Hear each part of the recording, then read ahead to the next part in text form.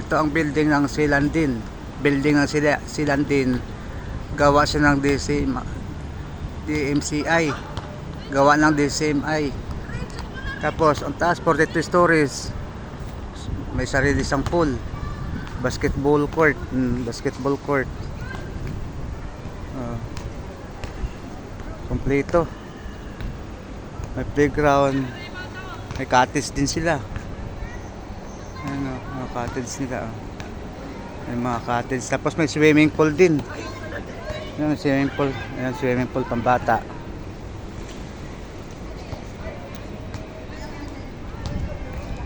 Ayan.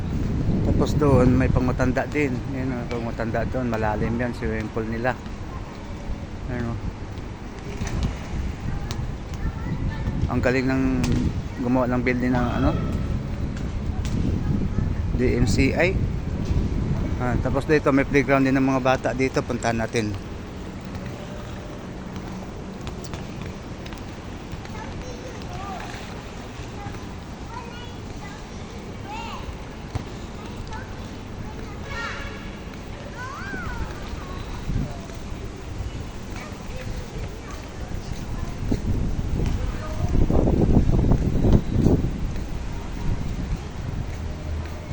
Ito ang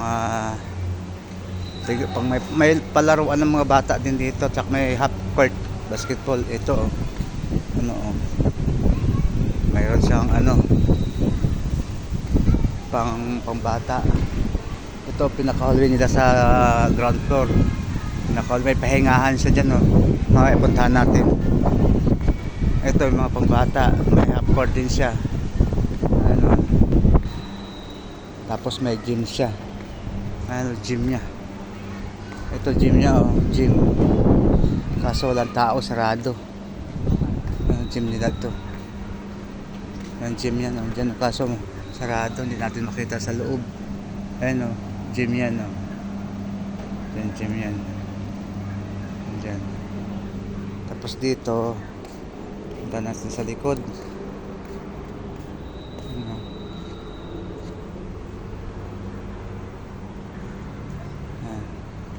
Tapos balik punta natin yung elevator sa pasok tayo dito sa ground floor to, ground floor.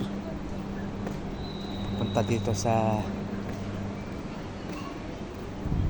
ayun, sa elevator nila, tingnan natin. Tapos may CR sila dito, maganda sila, malinis. Ito na yung ground floor na sa mga hallway, mga waiting.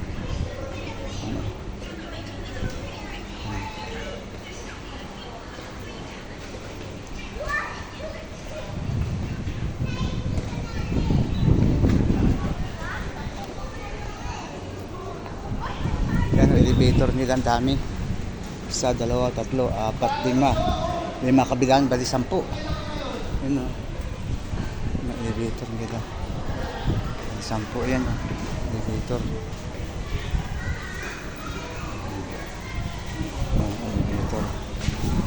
Elevator yan, yan. Tapos ito yung pinaka hallway at ng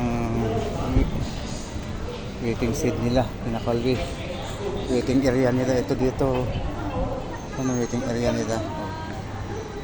Ganda. Maganda, Tapos ito yung swimming pool ng mga pang matatanda. Ito na yan, Ito na mga cottage na. May cottage din sila dito. Yan ang mga cottage nila. Kondo sa likod. Kaya kung sinong gustong kumuha ng kondo, dito maganda. I-recommend, maganda talaga, tsaka malinis. Maganda dito. 45 stories ito. Ganun sa kataas. Malawak, maganda, Ayan. Maganda, malinis.